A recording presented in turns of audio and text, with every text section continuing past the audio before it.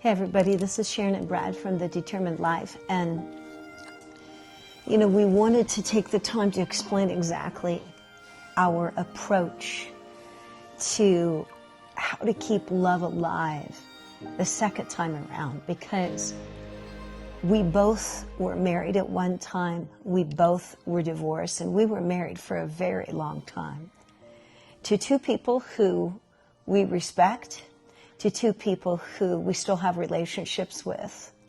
But what Brad and I did that was so masterful is we figured out what we did wrong in that marriage prior to our marriage, and that's the emphasis that we're talking about today. This is our experience. I was married for 44 years, and you were married for 25, but by the time we divorced, it was 27. 27, and that's a long time. And what we're seeing with most couples who are divorced or even experience death is a great deal of hatred and a great deal of regret and a great deal of pain, where they're really relying and focusing in on the past. And I always think, you at one time were in love with that person, and you were at one time committed to that person, and that changes over time. Yes, that's not necessarily their fault. And so what we've done is taken the time to look at what we did, what we want to change, and what we're focusing in on now. And so we have 5 points that we've concluded that we needed to change and what we apply in our marriage now. And I'll tell you what, there's nothing deeper than a marriage that's fulfilling and abundant and that's favored by God. So as a pastor and an author and someone who counsels a lot of people, I just want to share, so many people don't take the time to fully become honest with their partner. And this cell phone's not locked down. It's got an unlock code that she knows. And at any point in the game, she can get in my cell phone, she can go through my pictures, she can go through my conversations, she can go through my texts, she can do whatever she wants. And I have the same freedom with her. Communication is open, it's honest, and I talk to her freely about things. I'm not afraid to say, hey, I'm uncomfortable here, or I don't want to do this, or I'm not hiding things from her.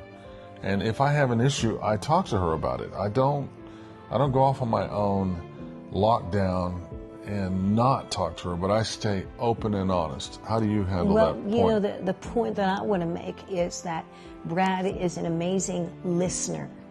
He takes the time to listen to me, and in that he asks questions, and his communication is amazing. But let me tell you what it does for me. It relieves the pressure. It's like I'm not walking on eggshells around him. It's like I feel like I'm walking on clouds and being able to communicate and share anything with him. But that's what honesty and open communication does. It opens doors that you don't even realize that needs to be opened. Right. Oh, so the first point is honest and open communication. The second point, which I think is probably the biggest point to me, and that's the simple things every single day. It's not about big events. It's not about a big birthday. It's not about a big anniversary. It's not about Mother's Day or Father's Day.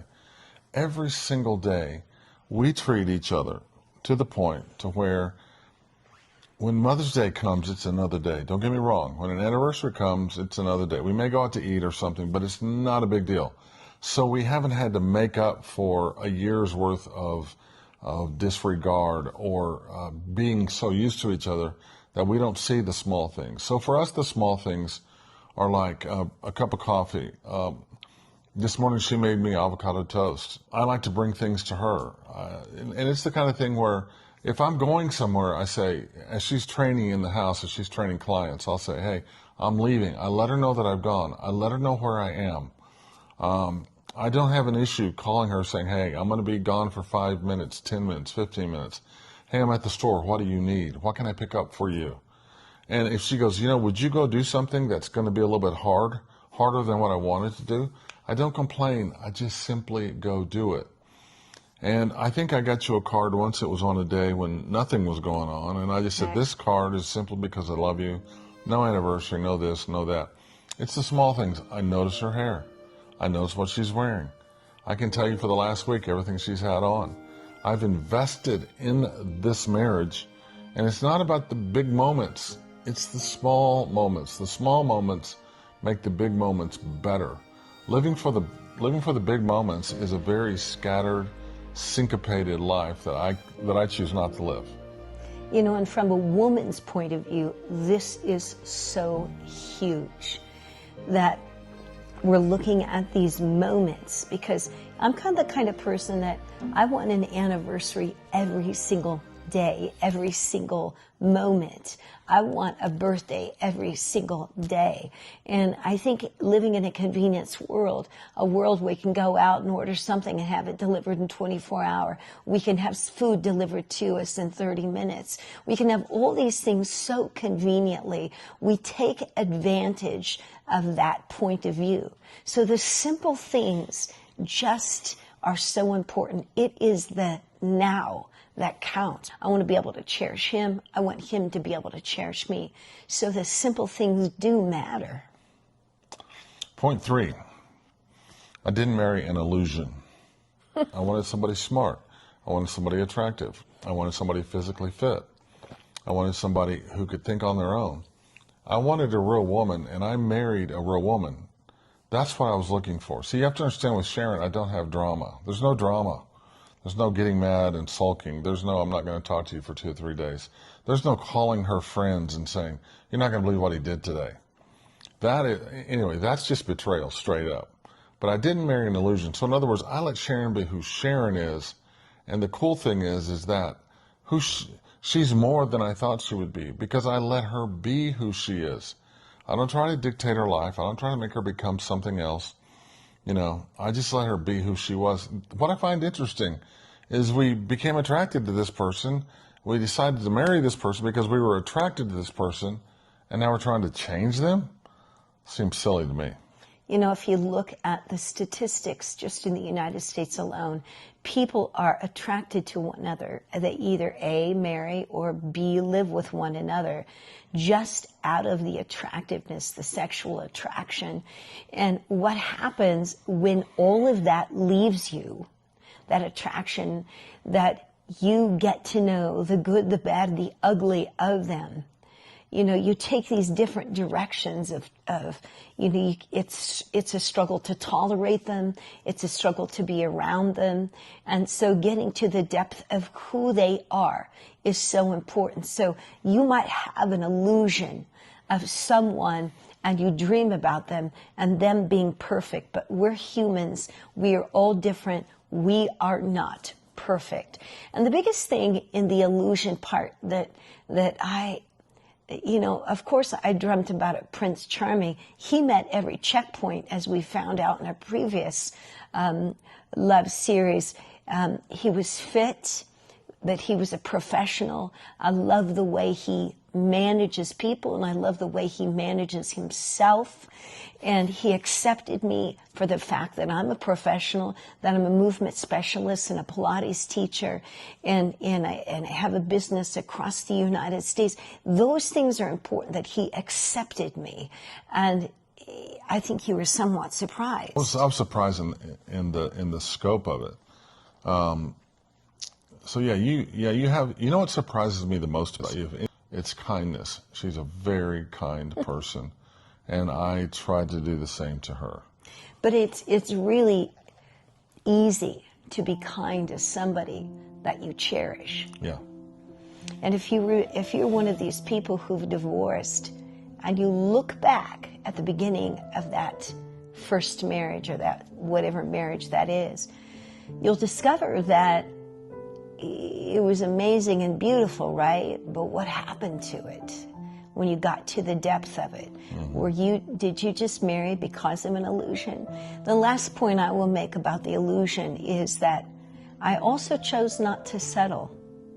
I did have a checklist, but I know that this was a godly marriage. This was a marriage that God had set up. We settle because we want to be married, but we don't realize the responsibility and behind the problem, excuse me for interjecting, but the problem with settling is that it really hurts the other person.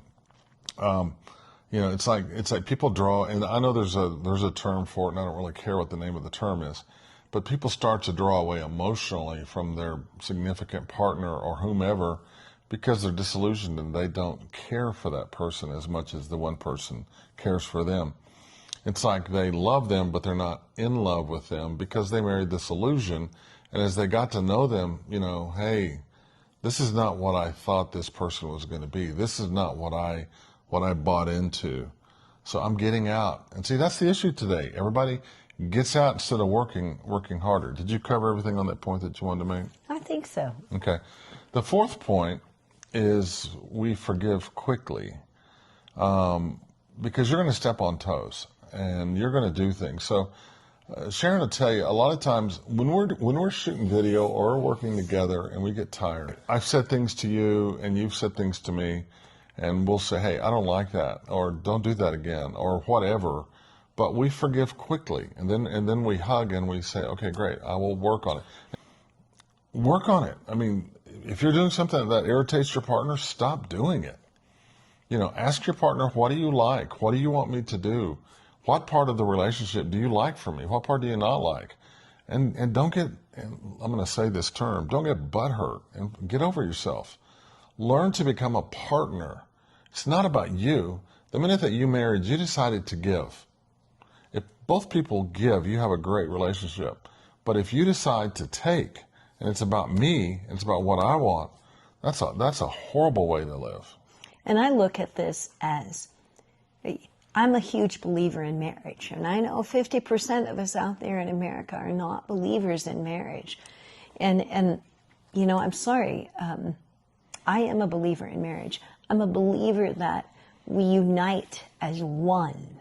And learning how to get along with those little edgy parts of your partner is really part of maturing and part of maturing in a marriage.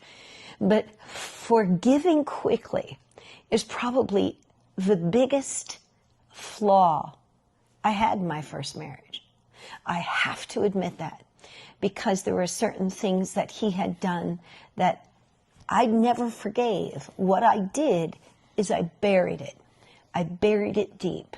I buried it deep, didn't even pay attention to it.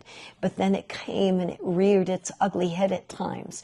And I found out that that head was uglier every time it showed itself. And that's the part that why you cannot bury things, why this constant honesty, open communication, and listening to one another is so extremely important, because you will struggle forgiving quickly. Now, we realize that forgiving quickly in some things are not easy. And so those are the times that we reach out to God. Those are the times that we reach out to people that we trust, that can counsel through things. I think it's our age that we know that we can do it alone as two humans, right, along with God. And so that there lies the difference. But when I realized that I struggled with that, that's the part that I knew I needed to change.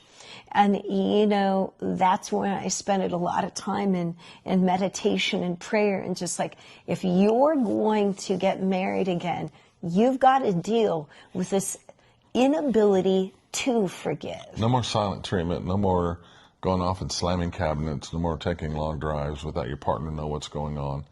Because it might relieve you, but it hasn't relieved them. I mean, let me tell you, men are dense. You start slamming cabinets and you tell us we know what's going on. We have no idea. Trust me, we have no idea. No, and they don't. So learning to forgive quickly. And if you'll instruct us, I mean, come on. It's like, I talk to women because we counsel a lot. I talk to women that say, he doesn't get it. And I said, have you told him? I said, think of raising a kid. So, and you think, well, he's 50 years old. He should know it. Really? They don't. Why do you think he's divorced? Anyway, Last point, point number 5, is you got to be settled with God. And you've got to learn something.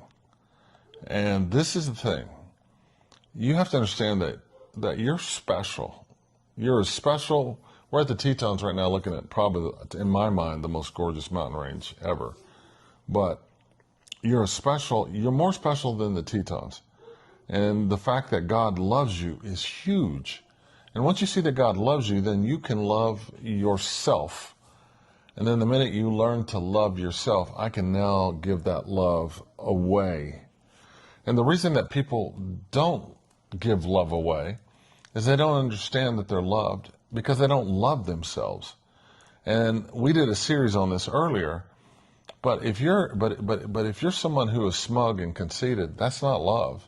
If you're someone who is selfish and wants things your way, that's not love. Just because your partner gives in and doesn't want to fight and lets you have your way does not mean that that partner likes what's going on, because you're not acting in love. Remember, just as Christ loved the church, so are we to love our wife, who gave himself freely to her. Learn to give yourself freely to your partner. Quit being selfish. You know, and I love this part, because loving myself first really helped me to love him more intensely. And the fact that, and if you don't know God, you know, and you're still listening to this, kudos to you, because we're one. And, you know, I love God before I love him. He loves God before he loves me. But God has given this amazing favor, this amazing abundance, this amazing peace, this amazing rest that I never knew existed. Right. And through this all, somehow I've learned to love myself. Yes. And learning to love myself, to me, is such a huge step, because it's a lot easier to tolerate and to love other people. And I say tolerate because I would have to be the first to admit that sometimes it's hard to tolerate people that you come into contact with. But the abundance and the joy and the rest and peace, and I got to repeat it again, are so amazing in our marriage. And you know, we often, when we're going through a divorce, or if we've divorced and we've carried and blamed everything on that other person, maybe it's time you look at yourself.